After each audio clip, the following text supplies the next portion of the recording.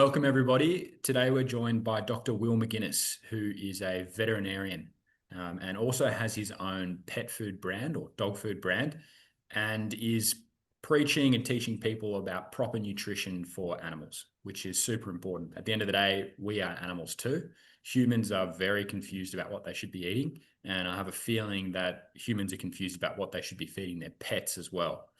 So, Dr. Will, thanks for joining. Thank you, Simon. Very happy to be on and looking forward to the chat. Yeah, me too. So, mate, do you want to tell us a little bit about your story and background and how you got into nutrition? Nutrition. So I guess I can go back plenty way. Yeah. All the way back to growing up. I was passionate about sport, right? That was my number one thing. Always loved animals. Like they were kind of hand in hand. And as I went through my junior years, naturally I started becoming, quite good at football, and always obsessed with animals and tried to bring dogs, cats, farm animals into the household in inner city Melbourne, much to the dismay of the Stonington Council. But yeah, I think the whole nutrition aspect came from me trying to get extra one percenters in how I was playing football, to be totally honest, is I wanted to be the best footballer out there. And by doing so, obviously, health, wellness, training, but nutrition is a big part of that. So, yeah, I did a lot of my own research. My older brother was pretty pivotal as well into how I probably questioned a lot of things and didn't understand, which way, the I guess the common person ate. And I wasn't the most talented footballer, but I was definitely one that I would say worked harder than anyone else. And definitely, education and upskilling myself with knowledge about nutrition was part of that kind of holistic approach to my football career. And then, unfortunately, football didn't pan out the way I would have loved it to. But yeah, just being passionate about animals, I was destined, I thought, to be a veterinarian. I think I grew up wanting to be a farmer, and then mum was like, "Why don't you become a vet? Why don't you become a vet?" And I became a vet, and yeah, well, now I'm doing both, both farming and vetting, and going through the vet, and then obviously jump forward. Went to Perth, played for the West Coast Eagles, and then my career was cut short because of injury, and studied over there the veterinary course. And I think when I was going through the veterinary course and understanding that, I can be quite honest with what I say now, is a lot Mm. of first things first, the nutrition aspect was not taught for cats and dogs medicine, Yeah. which really stood out to me because like 90, well, I would 95, 99% of vets walk out the door having graduated and will treat dogs and cats. Right. Whereas, we go through veterinary medicine, we were getting lots of education on how to feed farm animals, Mm. ruminants. And I'm like, hang on a second, we're not getting any of this on dogs and cats. And just putting two and two together, the way that I approached my football career with how, clean eating and, species appropriate food, and then looking at what we're doing to dogs, I started asking questions and realizing things weren't adding up. Mm. Mate, that's interesting. So you're over in Perth playing AFL at West Coast, Yep. and that's where you started studying vet. And did you end up finishing vet over in WA, or did you transfer across? Finished in WA, and the reason was, so got injured with the Eagles, and then there was a chance that I was actually in a wheelchair for a time being. With one Mm. leg was in a plaster cast, one was in a moon boot, and it was a bit of a rough time. But the club, thought maybe I could get back to my best playing fitness.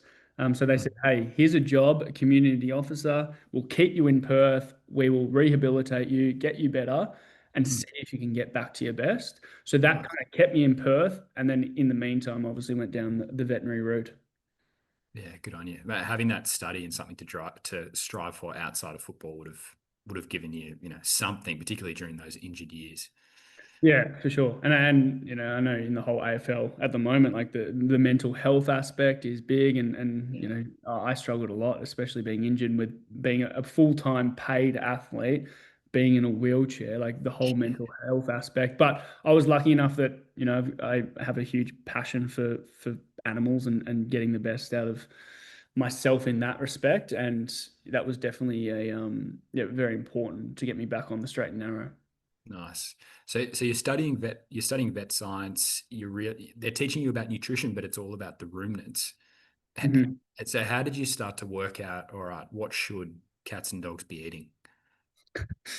I don't think I needed to work out anything. I just looked down into the bowl that most people feed, and you see brown ultra processed pellets Yeah. that sit on a shelf for over 25 years and don't change. And you go, Hmm. this doesn't make sense. This Yeah, does not 100%. make sense. But no, I think truthfully, like as we went through veterinary school, every once a week we got a lunch put on by Royal Canin or Hills, the two big players in that space. All the lecturers, they've got branding on it, and so me being the questionable type and just wanting to know answers and understand more, just that aspect didn't make sense. Um, but yeah, I think further on down my veterinary path is when you start seeing a lot of chronic diseases in dogs and cats at the vet, and you kind of pinpoint how is this happening? Where are we going Mm. with this? And I firmly believe if we just started with the foundation of life, which is nutrition, if we got that right, we would save a lot of animals angst towards the end of their life. 100%. So what sort of lifestyle diseases are we talking? Lots of chronic diseases. So like anything from overweight, which can carry on to many things, and 50% of dogs these days are classed as obese, which is just horrible to even ponder. Mm. But we've got lots of metabolic endocrine diseases, diabetes, those type of things, osteoarthritis from joint disease, and like Mm. yes, cancer, I would say directly is linked to nutrition, which we're showing with epigenetics, etc. But I, yeah, the whole osteoarthritis thing is lots of dogs actually die because they can't get up towards the end of life because their joints are so worn and torn. It becomes a Mm. quality of life decision, and when you're feeding an ultra processed food that's, I guess, promoting that inflammation in the body, then that's a big aspect that lots of people don't put two and two together. It's amazing the parallels between these animals and humans. We've got the exact same problems in people. Yeah, yeah, I Uh, know. I only recently discovered that cats and dogs can get diabetes. Mhm. That was a bit of a sort of like, oh my God, if your pet has diabetes, take a good hard look at yourself. That's absurd. What are you feeding them? No, I know, and this is what I talk about. I kind of sympathize and get it in with humans, right? Is there's the temptation of that beautiful, craving, addictive food, right? I get it because don't get me wrong, I don't mind having a bit of chocolate here and there, right? But to a dog, we have full control. Like Yep. they don't know those temptations. We put our philosophies and our beliefs on our dog that, oh, we want to shower them with like these treats or this food. But they don't know that. Mm. My dogs go berserk over the most wholesome, fresh ingredients. Yeah. That's all they know, right? Mm. So it comes down to yes, the food that we're feeding is horrible, and I guess the education around that food still needs to be stronger. But a lot of people, yeah, just overfeed and probably know what they're doing, but I just don't. They think they're doing the right thing to show love to the dog, which it doesn't make Yeah. sense in my eyes. Man, it's exactly the same with how humans treat themselves or how they treat their kids. The reward mechanism is okay, I've made it to Friday, I'm going to have pizza, beer, chocolate, whatever. Yeah, And same with kids. If they've been good, you feed them this crap. But yeah. really, that food's doing nothing for them. It might be that short-term dopamine hit, but Mhm. it's leaving them in poor health. Absolutely. And just touching on that a little bit is we're seeing a rise in anxiety, aggression, acting out, behavioral issues from dogs. And me as a veterinarian, I won't like that there those cases are just skyrocketing in the veterinary hospital. Is come in, they want to be medicated, these dogs, and I won't even see or speak to a dog or the client if they're not on fresh food. Because if you're feeding the high carbohydrate, high starch of kibble, as Yeah. you said, you get that dopamine hit, you get that rush in energy. And Mm. then what happens is they crash. And then we get these mood swings of dogs, and like it's unfair to be able to think like it's actually insanity to go, I want to train this dog, but then I'm just giving them sugar and they're just going up, down, up, down. Like you need to sustain energy from species appropriate food, which are fats and proteins that are bioavailable. So yeah, they're like just touching on the whole, I guess, behavioral aspects that we're seeing in dogs at the moment too. Oh, mate, it makes perfect sense. And yeah, I've heard about dogs that are medicated while their owners are out at work, and they're basically sedating these animals coming home and then feeding them some horrible kibble. So Yeah. yeah, mate, it's definitely a problem. Yeah. You were talking there about healthy fats and protein for the dogs. Yep. So what does a good diet look like, or a perfect diet look like for a dog? The perfect diet, I think, is high protein, high fat, low carbohydrate. And the carbohydrate, excuse me, the carbohydrates come from vegetable matter rather than grains and rice and oats. Dogs have, like, there's a study that dogs have zero requirements for carbs. They get all their energies from fats and proteins.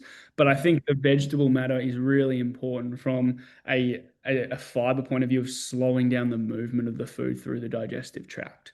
So dogs can get as much absorption out of that as possible. So, yeah, I think just clean, high quality, really nutritious ingredients that are in their real form. Just to touch on a little bit, like the whole raw versus lightly cooked, which is Yeah, pretty interesting. If I give myself 20 seconds, my dog needs to run outside. Sorry, mate. yeah, do it, mate. I was going to ask about that anyway, the whole raw versus cooked thing. So you beat me to it.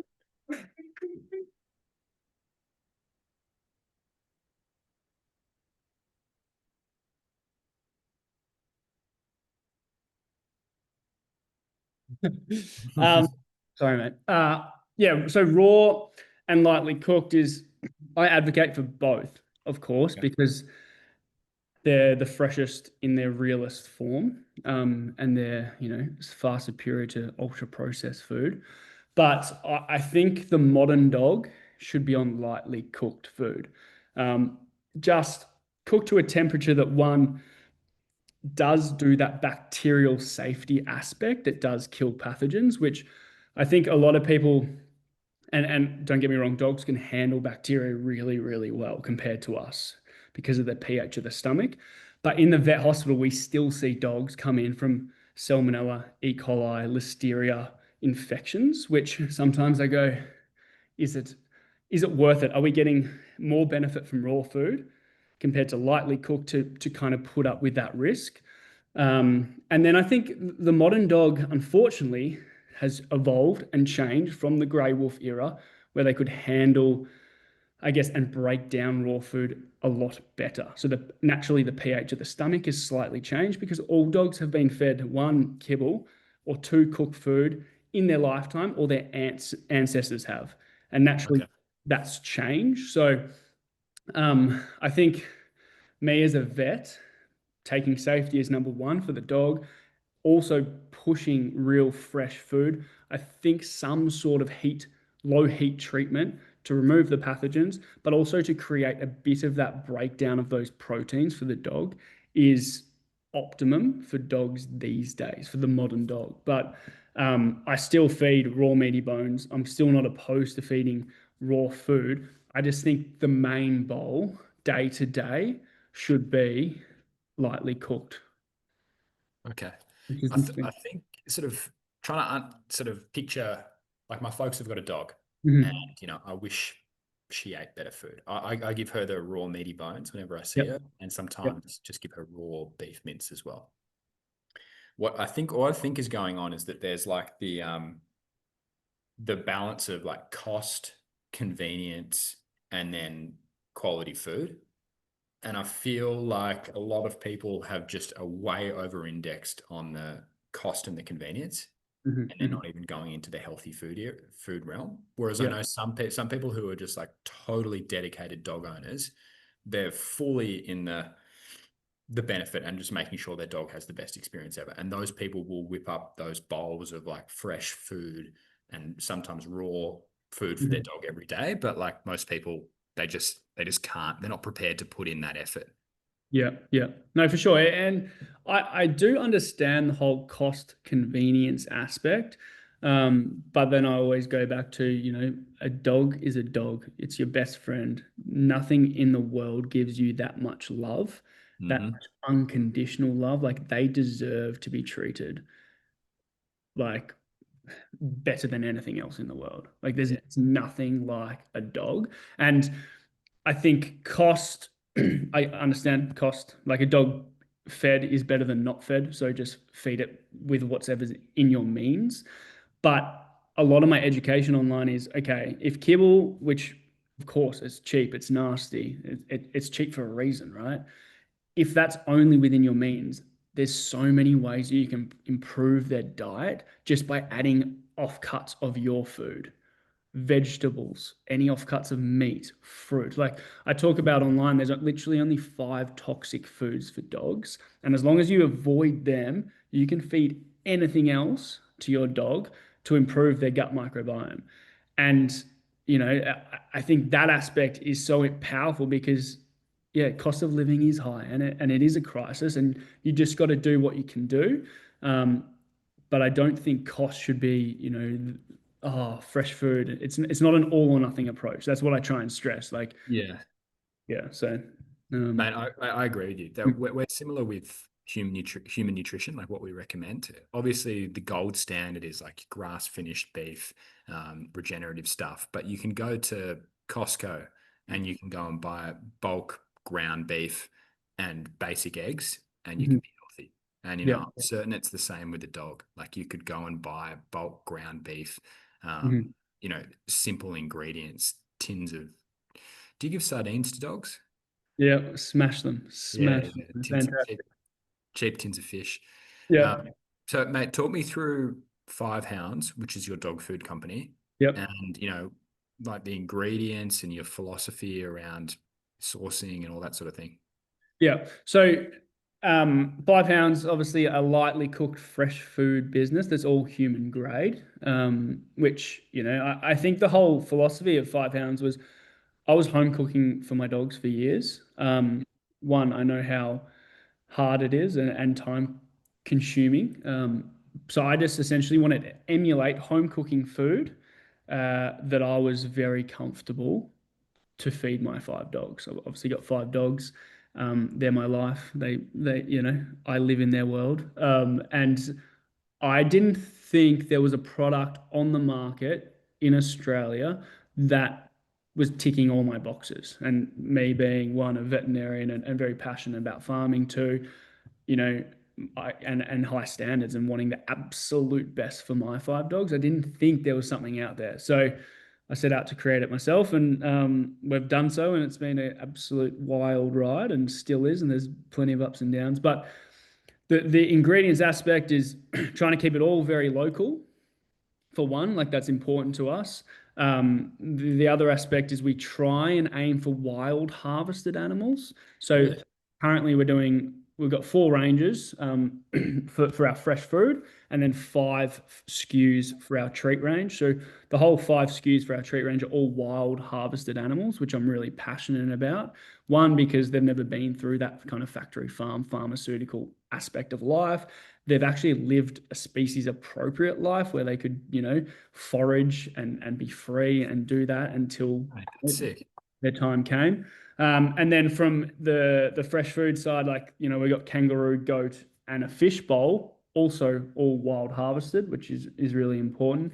And then our fourth one is beef. So beef, big ticket item, obviously, with dogs, and dogs love beef. But where we source that beef is also very important to me. And we buy off a Provenir meats, which are, they focus on regenerative agriculture, but they also are the only on-farm slaughter, I guess, system in Australia. So, the way that I farm personally myself is, where we live on 10 acres, we have a few little blocks around that we adjust animals on, and we, it's a bit ruthless to talk about, but we do farm sheep ourselves. They are all processed on farm. They never go on transport. There's no stress. There's a lot of time and effort put into, the way we move them and how relaxed and everything, because that's the type of quality of food that I want to eat. And I think if I was going into a dog food business, which I'm so passionate about dog health, but then skip on those ethics and those morals of how I want to eat, it just didn't make sense. The fact is, dogs are obligate carnivores. They smash meat. They need meat to live. So I needed to get that aspect of the business right too, which has definitely uh, caused issues. Don't get me wrong. One with supply and volume, and two with launching new SKUs. A lot of our audience want chicken. I will never go into chicken because I think it's a lower quality protein, full stop. It's very hard to get at a price point that's pasture raised and treated Yeah. the way that I would like it for dog food. So we just won't be able to achieve that. But also we're seeing, it's overdone in the pet food world. There's sensitivities and intolerances. So I think as a vet aspect, dogs don't do well on chicken, full stop. So yeah, it's definitely like, how staunch and hard you are with your values definitely causes issues from a business point of view. But I always put my like veterinary hat on first and like what's best for the dog, what's best for the way that I can sleep at night. And then thirdly is obviously the business and making sure that we survive. Yeah, that's a challenge. I didn't realize you were so into the food sourcing and that you've gone that hard. I think that's unbelievable. Well done. Thank you. Yeah, no, it's yeah, and to give you a bit of a heads up, like we're also looking. So chicken's never off. Next one on off as a fifth bowl option was going to be lamb, but also lamb's very difficult to kind of get, and I guess the trust in the system and the farmers and how it's all kind of, yeah, I guess the traceability of lamb at the moment, it's a bit difficult. So I think the fifth bowl is going to be venison. So we're going still with those wild harvested proteins. Yeah, cool. Have you checked out Discovered Foods? Discovered Foods. I do know Discovered Foods very, very well, actually. Yeah. Nice. And I have. I know Tara, the founder, very well. So Oh, that's good. beautiful person. Yeah, yeah, yeah. They're harvesting the wild sambar deer in the Victorian High Country. Yeah, That's, as you say, that's natural, proper nutrition. Couldn't be more pure, really. And they're a pest, so it's sort of got the environmental benefit as well. exactly. Yeah, and that's with the goats that we're harvesting from New South Wales at the moment. There's millions of them, and we're not getting through them quick enough. Yeah. They're populating and doing plenty of damage to the farmland and obviously the flora and fauna out there. So I think definitely wild harvest animals for the pet food game just makes a lot of sense. Mm, makes so much sense. Yeah, that's amazing, man. Good on you for going down that path so strongly. And with the lamb, I mean, Mhm. surely there's a ton of natural chemical-free lamb out there. I think there is. You got to search far and wide. Our To be honest, I think the issue is back when we started the business, lamb seemed like a very feasible option because of the amount of lamb that we required. As we've grown, Right. lamb becomes the volume that we require week to week. And then I guess the sourcing of farms just multiplies, and the amount of actual animals we need makes it more difficult. And early days I was partnering with these farmers, and fantastic, but you only get X amount of animals from farmers, and there's a fair bit of logistics to it, and then there's a price point. These people that farm the way that I want Yeah, every farmer to farm, they deserve a premium on their animals because they're not going down the path that everyone else is. But absolutely. I think you got to remember we're dealing with pet food, and I want to make our pet food obviously the most premium on the market, but I also want to price it at a point that people can, you know, afford some sort of, whether it's a half bowl or full bowl, they can afford it because there's no point putting a product out there that no one can afford. Yeah, exactly right. I suppose maybe it's not lamb that you're after, but you just need a heap of hoggets or mutton or something like Mm. that. Yeah, no. My partner Sienna, her father's a a big sheep farmer in WA, so that we've definitely floated that idea before, getting some hoggets from him or mutton. So yeah. Mm. And Mm. what's happening on your own farm? Are you running sheep, cattle, just sheep? What are you doing?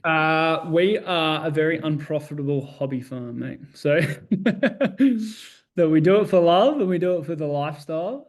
We do obviously farm sheep ourselves. So we got probably 150 odd sheep, Aussie whites, and they're just obviously a meat sheep that we process every few months for our own consumption and friends and family. Chickens for eggs, pasture-raised eggs. There's nothing better than them. And we've done a couple of litters of pigs before, which probably won't go down that path again. It's a lot for me, Hard emotionally work. draining and hard work, and I love pigs. Like so, we've got and the rest, mate, is just all pets. We've got lots of rescues, lots of retired animals, lots of animals that have just been dumped at the veterinary hospital. But anything from we got 3 pet cows, goats, alpacas, Hmm. yeah, pigs, chickens, horses, everything. Hmm.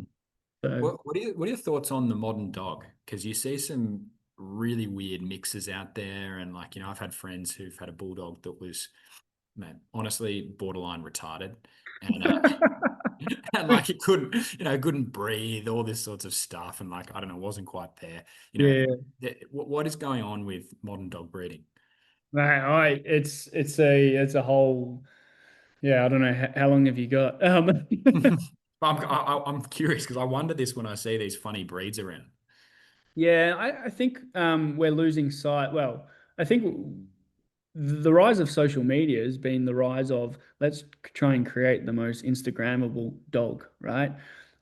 With these certain characteristics where I guess health and just natural way of living of these dogs, like you say, the flat nosed breeds, goes Mm, out the window. It's like, no, the flatter the better for the Instagram, for the cuteness aspect, which unfortunately, from a veterinary point of view, is our worst nightmare because that dog struggles to breathe every mm, breath that it takes. And how horrible from a quality of life point of view is that?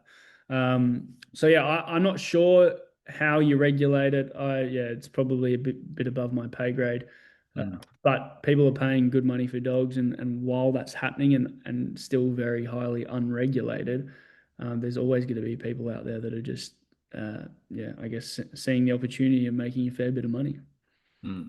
Are there dog breeds that you particularly like, that where the dog has good function and longevity and that sort of thing? I like I'm a purist. I love like the Kelpies. Golden Retriever is my favorite breed. I'm very happy to be loud and proud about that. Um, but yeah, I think a lean, fit, active dog are always the ones that get me most excited about one, feeding and looking after and seeing the results of and probably not seeing them too much in the veterinary hospital. Mm, But yeah, no, I think the French bulldogs, the pugs, those type of ones are ones that I don't get me wrong, they're incredible dogs. They're awesome dogs. So they're much cute. personality. They're very cute. They always make me laugh. The owners are always obsessed with them, which is amazing. But I think a lot of people don't. They go into that breed not knowing what they're getting themselves into, uh, Mm, which yeah, there's probably just needs to be a bit stronger education going. Hey, you might be up for a significant veterinary bill to open the nares in their nostrils so they can breathe. You might have to retract their palate in their mouth. Like there's plenty of things that might need to go on, within the first 12 months of owning one of those breeds. mm. What do you think about the lifespan of a dog? The lifespan. Um, well, so anecdotally, everyone talks about dogs are living less. Um, I don't think there's firm, strong evidence right now, but I always put like science is one thing, anecdotal evidence and your own experience and what you see through your own eyes, I put as the same merit, honestly. And deeper I get into veterinary science, the deeper I understand that a lot of science, one, is funded and has hidden agendas. So, you got to take it all with a grain of salt and just form what feels right and what you see with your own two eyes in this world. So I definitely think the rise in cancer, the rise in degenerative chronic diseases is skyrocketing, and dogs dying from things that they shouldn't be dying from. So yeah, I think the lifespan is decreasing. What would be causing that? Diet. I think we definitely over vaccinate our dogs. I think we de-sex them too early, and I think there's obviously that interbreeding aspect that definitely plays a part. That's interesting. So why is desexing the dog early maybe not such a good thing? I like we can go hardcore into science, or we can just put it very bluntly and say you take a significant organ out of a dog's body Mm, that plays a significant part within that dog's endocrine and metabolic system. mhm, What is that going to do? Well, it's going to negatively influence the way all systems work within that dog. Um, mm, so yeah, I think we're taking them way too early, taking them like in a dream world, and I don't think I've ever come out and publicly said this, but like I don't think I would ever de-sex my dogs. There's no reason to de-sex a dog. Um, nah, as long as you're responsible, and as long as you're not allowing breeding and irresponsible breeding, the best thing for the dog, like us, is to have testosterone and estrogen to play that pivotal part in our body. There are definitely surgical techniques to still preserve the testosterone and estrogen, which I absolutely advocate. They're just not taught to veterinary students at this stage. So it's kind of that foreign surgery that we probably need to go and upskill ourselves to be able to do, and then start offering it. But yeah, I think logically speaking, like you take an organ that that is works harmoniously with every other system in the body, of course it's going to do harm. mm. Yeah, I like your approach. It's natural and it's critical thinking, which a lot of people don't have when it comes to human health as well as animal health. So just in practice, like if you had a female dog and you didn't de-sex her, Yep. I'm just going to assume you're not leaving her with a male dog that's not desexed, particularly if the dog's a young age, like you're sort of separating them under and then otherwise supervising them or something. Is that right? Or Yeah. So I think that the key is to understand, I guess, the reproductive system of a female dog. Okay, and what happens is they, on average, go on cycle, like on heat, twice per year, and it's different to human. The way the humans, I guess, cycle is when a dog is bleeding on cycle. That's when she's actually fertile. So mm, there's two moments in the year, and there's probably a 3-day period where she will allow a male dog to actually mount her. So when you put it like that, there's 6 days of the year that a female dog mm, that's got her uterus can get pregnant. I think it's very manageable just to not walk your dog or keep your dog inside and be that responsible owner. Um, yeah, I think the risk and the chances are very low. mm. I was I was at a mate's place one time, and he lives in Kenya, which is like pretty exotic, and it was fantastic. But he had this beautiful German Malinois, Mhm. and the neighbor had, and he was a male, and the neighbor had a female German Shepherd. And the day came when the German Shepherd was on heat. Yeah, It was like we're like, okay, it's a date. It's time, it's time to do some breeding. So, yeah, so we took his dog over, and basically just like let them get it on. And yeah, yeah. like it took them a while to work it out. Eventually, they worked it out, Yeah. but one and done. And then there was a litter of puppies, not that soon after. So I mean, Yeah, they have a pretty good strike rate, trust me. yeah, yeah, yeah. And anyone that sees a male and female dog getting it on, as you said, they actually lock together. It's quite confronting to see to the naked eye. Like, doesn't make sense. Mm, It makes everyone squirm a little bit. But yeah, they don't miss those male dogs. Trust me. it's impressive. Yeah, they've only got that short window, as you were saying. Yeah, exactly. And to be honest, the female dog won't allow the male dog anywhere near her to mount her, and to obviously to have sex. if she's not perfectly cycling and fertile at that moment, which is a pretty awesome to think as well, is how in tune and how all those kind of hormones are speaking to her brain to her to understand that. I think that's quite amazing. Yeah, particularly as the common practice is to remove that important hormone, and Mm. they're just sort of they're out of whack. Yeah, it's interesting to think about how that would affect their quality of life. Yeah. Yeah. Absolutely. So. Awesome. Dr. Will, is there anything that you want to leave people with, whether it's pet nutrition or tips for looking after dogs, anything you want to share? Um, I think the number one tip I have is every time you put down that bowl of food, which happens once or twice a day for everyone with a dog, please make sure there's a bit of color in it. And that color comes from fresh food, something real, something not processed, Okay. anything you'd like. Just stay away from the toxic foods, onions, grapes, raisins, chocolate, and macadamias. Everything else, throw in that bowl and mix it up and make dinner time or breakfast exciting for your dog. Yeah, I love that. I love that. That should be achievable for everybody, whether you're Absolutely. putting an egg or some beef or something fresh in there, with the kibble if you have to go down the kibble route. Mhm. Awesome. Dr. Will, thank you so much. Really appreciate your time.